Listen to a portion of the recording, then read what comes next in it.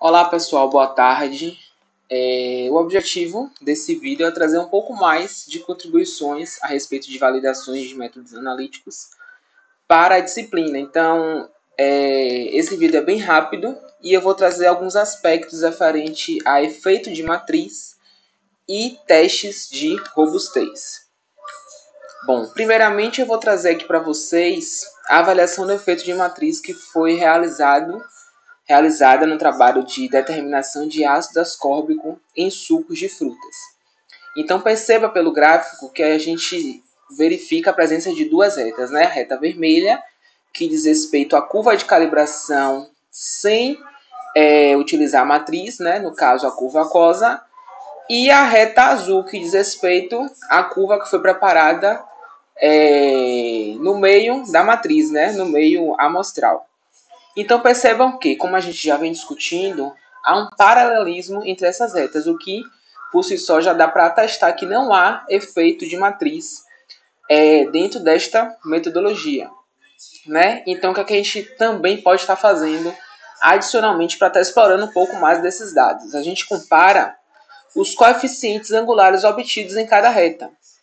E a gente pode, através de modelos de regressão linear, né, que a gente desenvolve utilizando o Excel, expressar esses coeficientes em termos de intervalo de confiança. Então, como vocês podem verificar aqui embaixo, nós temos que a variação dentro do intervalo de confiança permite afirmar que essas retas são estatisticamente iguais, ou melhor dizendo, não são estatisticamente distintas. E isso por si também atesta que não vai haver um prejuízo de análise se a gente desenvolver essas análises dentro da curva aquosa, né? Que vai ser mais fácil, o manuseio vai ser menos trabalhoso, a gente vai ter menos desprendimento de etapa, ok? Agora eu vou trazer para vocês um pouco desse trabalho que foi a análise de especiação de ferro em amostras de vinho branco, né? Esse foi o primeiro trabalho que o grupo de pesquisa em Química e Quimiometria, liderado pelo professor Sérgio, fez dentro dos estudos de imagens digitais. E qual é o problema analítico envolvido, né? Acrescentando, esse estudo foi publicado na revista Atalanta no ano de 2019. O ferro, ele é um componente característico do vinho, né? Uma vez que o vinho tem como matéria-prima fruta e é característico de que frutas possuam a presença de minerais. Contudo, ele pode ser encontrado nas duas formas, que é a forma de ferro 3, assim como a forma de ferro 2. E o que é que acontece?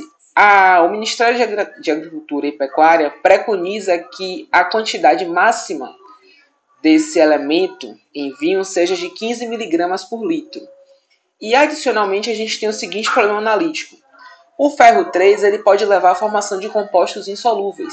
E esses compostos insolúveis, eles agem degradando a matéria do vinho e vai alterar suas características organolépticas, né? Que nada mais são do que as características que a gente percebe através dos órgãos dos sentidos, sejam uma característica visual, em termos de sabor, em termos de cheiro, e tudo isso vai diminuir, vai desagregar a qualidade do produto final. Então, é um parâmetro de controle a presença de ferro 3 em vinhos. Enquanto que o ferro 2 ele forma compostos solúveis que não vai trazer esses prejuízos. Então, por isso, torna-se oportuna a análise de especiação em amostras de vinhos. E o que é que a gente determinou de procedimento? Primeiramente, a gente fez um procedimento para a determinação de ferro 2 e depois para a determinação de ferro total. A diferença entre um e outro, a gente consegue atingir a especiação porque vai ser justamente a concentração de ferro 3. Para a determinação de ferro 2, a gente utilizou 15 ml da amostra, que era um vinho branco. Esse trabalho foi todo baseado na questão de determinação de vinho branco, né? Uma vez que a ausência de coloração não é um prejuízo para as análises de imagens digitais. Se a gente pegasse o vinho tinto, a gente teria um certo problema. Esse vinho branco foi adicionado a 0,10% de massa-volume da hortifenolina, um volume de 2,5 ml. Foi adicionado o tampão acetato em pH de 3,88 no volume de 2 ml e foi utilizada a água deionizada para aferição.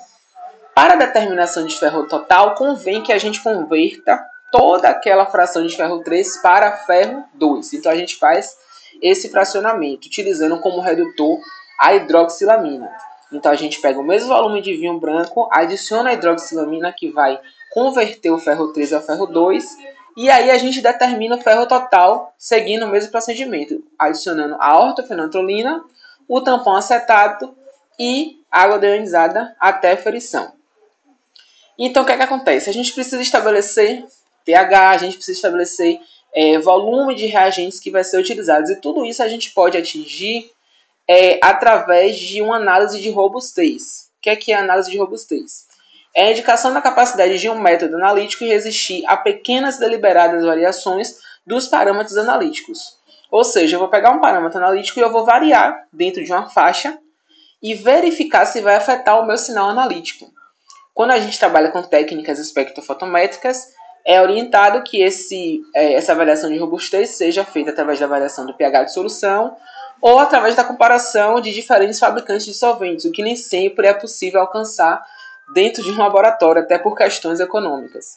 Então a gente também pode estar utilizando outras variáveis para estar analisando essa questão da robustez. E o que é que a gente fez nesse trabalho? A gente empregou um planejamento fatorial completo. O planejamento fatorial completo é uma ferramenta quimiométrica que ela é aplicada no intuito de otimizar variáveis. E a partir do momento que eu faço uma otimização de mais de uma variável simultaneamente, eu estou me referindo a análises multivariadas, né? Então aqui eu trago para vocês um esboço bem simplificado de como se processaria esse planejamento fatorial completo. A gente tem esse expoentezinho aqui que vai governar a quantidade de experimentos que a gente vai utilizar. 2 elevado a n. Quem é esse n? Nada mais é do que a quantidade de fatores que eu vou alterar.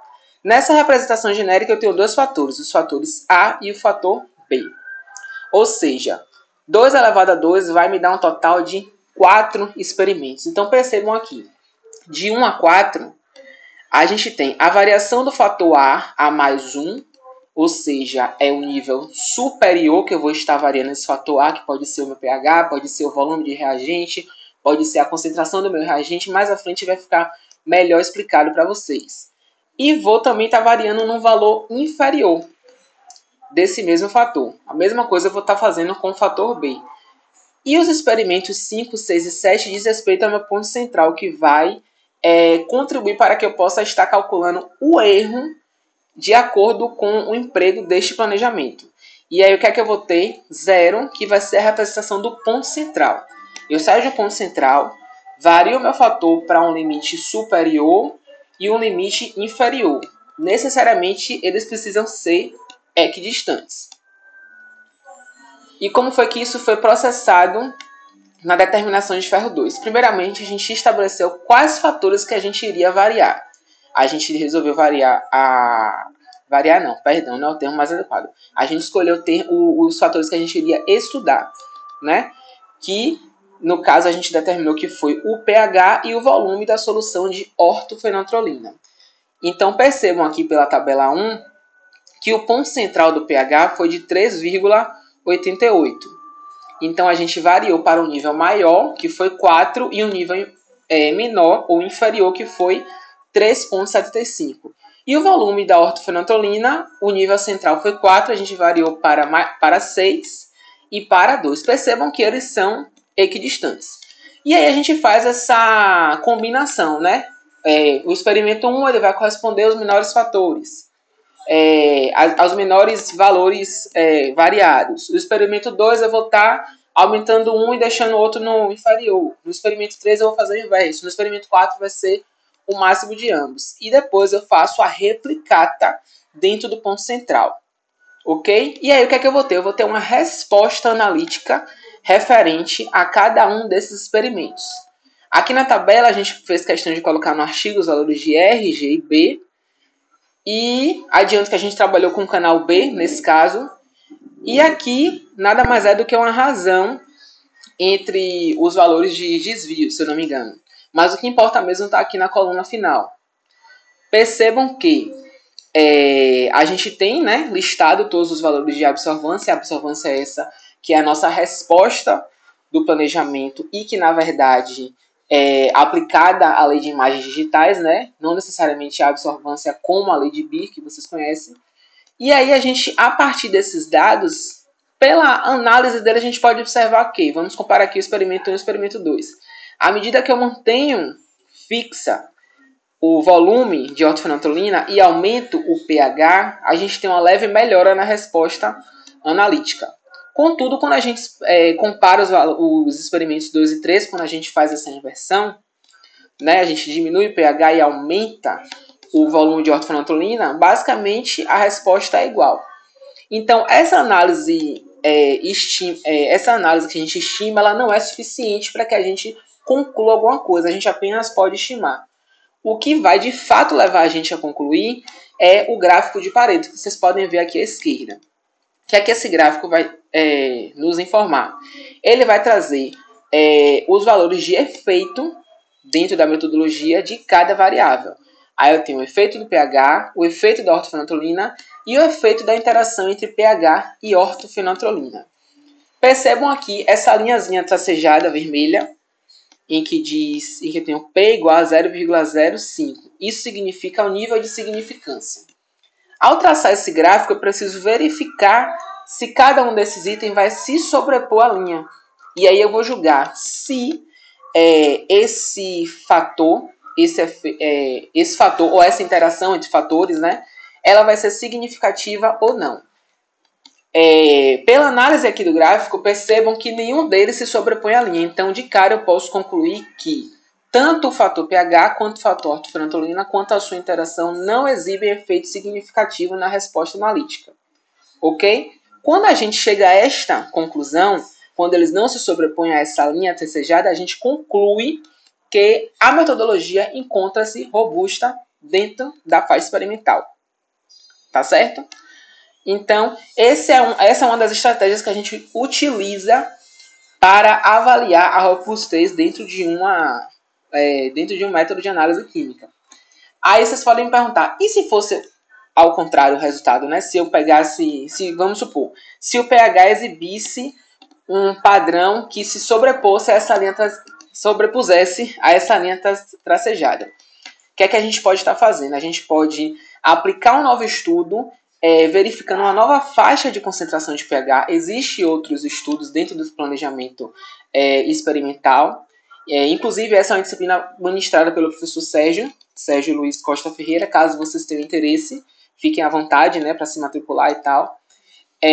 A gente pode estar utilizando esse fator que vai dar essa significância e aplicar um novo estudo fragmentando mais a faixa de concentração, a faixa de análise, né? No caso, pH não é concentração, mas eu posso estar melhorando a faixa para obter mais dados de onde eu posso estar situando o meu valor de pH para realizar a melhor análise, ok?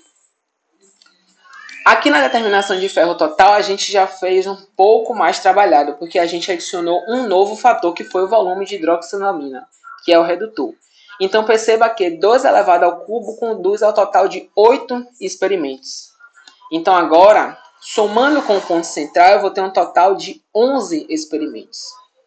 Ok? E aí a gente faz essa combinação toda, né? Para que seja contemplado todos os possíveis situações, níveis inferiores de todos, um inferior, outro superior e tal.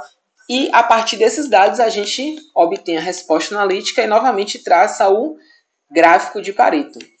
Então perceba que aqui eu vou ter os fatores pH, ortofenantrolina e RED, no caso, diz respeito à hidroxilamina, que é o redutor. Eu vou ter interação par a par de cada fator e vou ter interação entre eles três. E mais uma vez a gente percebe que nenhum deles se sobrepõe à linha de significância. Ou seja, dentro do estudo que eu realizei, dentro da faixa que eu avaliei, eu percebo que a robustez está contemplada.